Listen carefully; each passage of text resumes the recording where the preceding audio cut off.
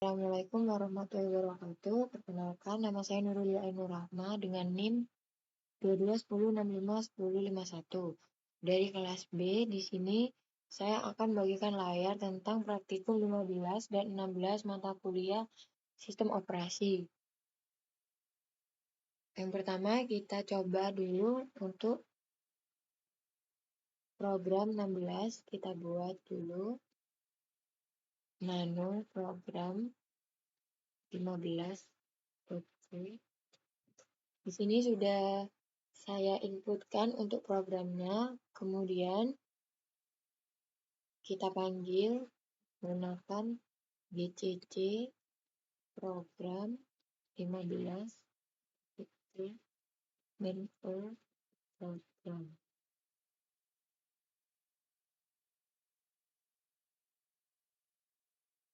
Di sini melalui kita panggil maka akan muncul seperti ini, akan muncul tabel yang ada tipe dan nama. Tipenya direktori, untuk namanya ada Nurulia dan Ainur. Selanjutnya saya akan menjelaskan tentang isi dari program yang dijalankan ini.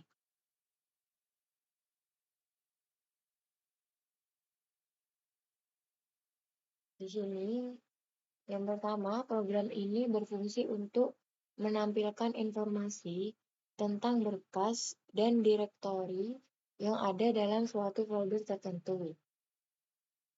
Di sini terdapat fungsi main. Program dimulai dengan mendeklarasikan array karakter directory path. Di sini, directory path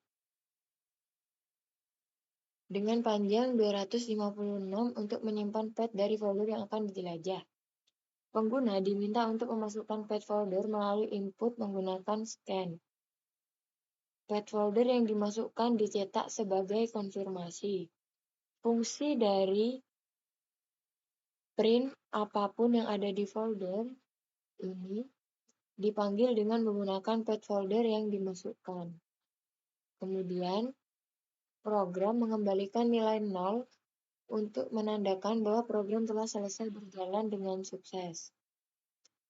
Fungsi print apapun yang ada di folder ini menerima path dari suatu folder sebagai argumen. Pertama, dilakukan pemeriksaan pada directory path tidak nol. Jika nol, program mencetak pesan kesalahan dan akan keluar dari fungsi. Kemudian, direktori dengan path yang diberikan dibuka menggunakan opendir. Di sini, opendir. Kita menggunakan opendir. Jika tidak dapat membuka direktori, program mencetak pesan kesalahan dan akan keluar dari fungsi. Program mencetak header tabel untuk hasil output, seperti yang sudah saya tampilkan di awal tadi, menampilkan sebuah tabel. Kemudian, menggunakan loop while di sini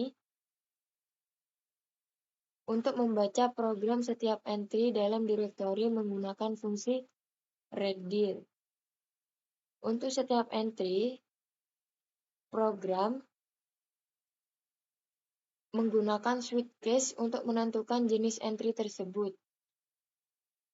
yang merupakan file, direktori, dan lain sebagainya. Di sini case-nya. Dan kemudian akan dicetak informasi tersebut bersama dengan nama entry-nya. Setelah selesai membaca semua entry, direktori ditutup dengan menggunakan fungsi closedir. Kemudian, nantinya program ini memberikan tampilan tabel yang menunjukkan jenis file atau direktori dan nama setiap entry di dalam folder yang ditentukan oleh pengguna. Maka akan muncul seperti ini untuk program 15. Kemudian selanjutnya kita jalankan untuk program 16, yaitu kita buat terlebih dahulu nano program 16.c. Di sini sudah saya inputkan untuk programnya. Kita panggil instruksi program 16.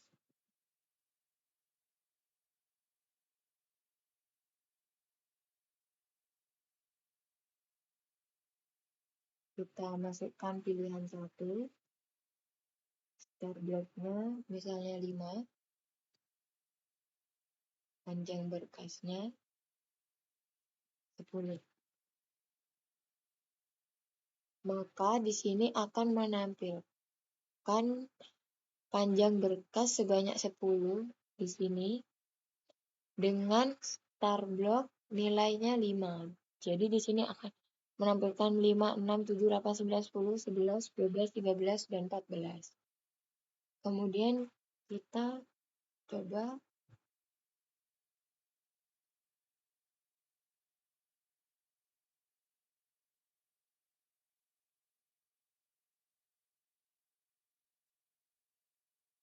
berkas di sini tidak dapat dialokasikan. Kita pilih 3, panjang berkasnya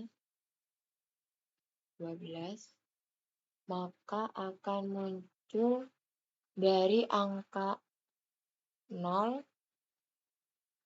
1, 2, 3, 4, 15, 16, 17, 18, 19, 20, 21. Di sini jumlahnya ada 12 panjang berkas. Selanjutnya kita keluar. Saya akan menjelaskan fungsi dari program 16 ini, yaitu program ini mengimplementasikan 3 mode alokasi memori, yaitu sequential allocation, link allocation, dan index allocation.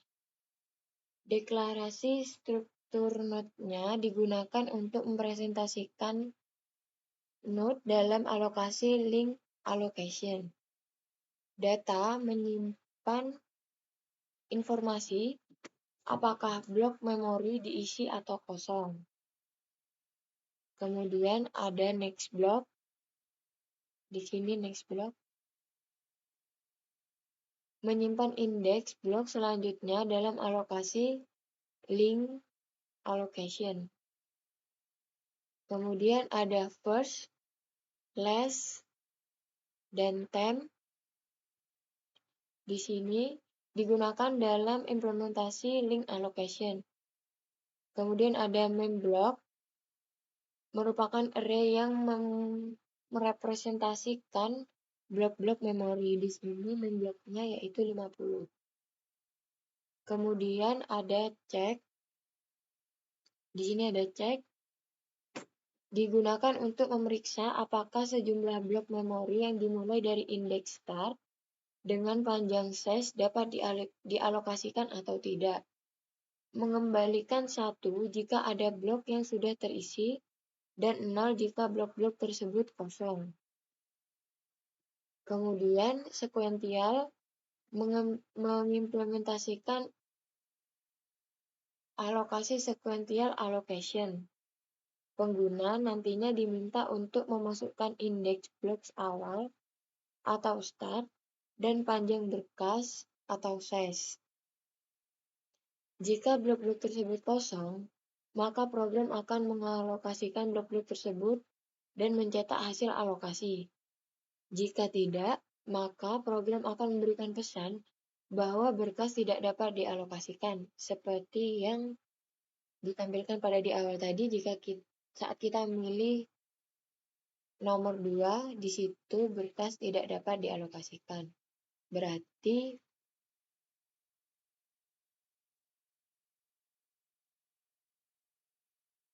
selanjutnya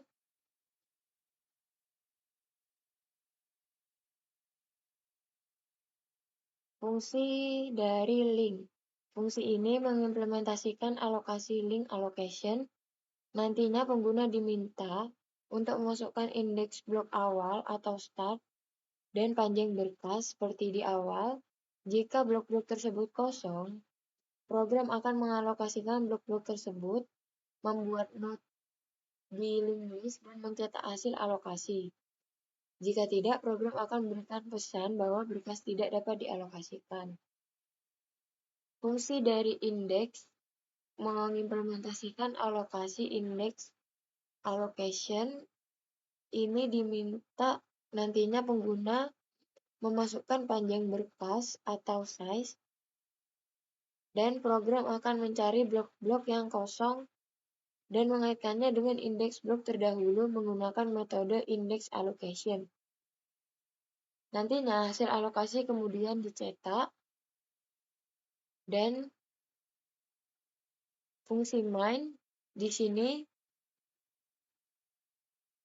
nantinya fungsi utamanya yaitu mengatur menu untuk memilih metode alokasi memori, dan pengguna diminta untuk memilih antara sequential link atau index allocation. Setelah pengguna memilih, program memanggil fungsi yang sesuai dan kemudian kembali ke menu utama. Program ini memberikan contoh implementasi 3 metode alokasi yang berbeda, yaitu yang pertama ada alokasi sequential, link, dan indeks. Masing-masing memberikan cara berbeda untuk mengelola alokasi memori untuk berkas. Sekian penjelasan dari saya. Jika ada salah kata, saya mohon maaf. Billahi fisabilillah, fastabil khairat. Wassalamualaikum warahmatullahi wabarakatuh.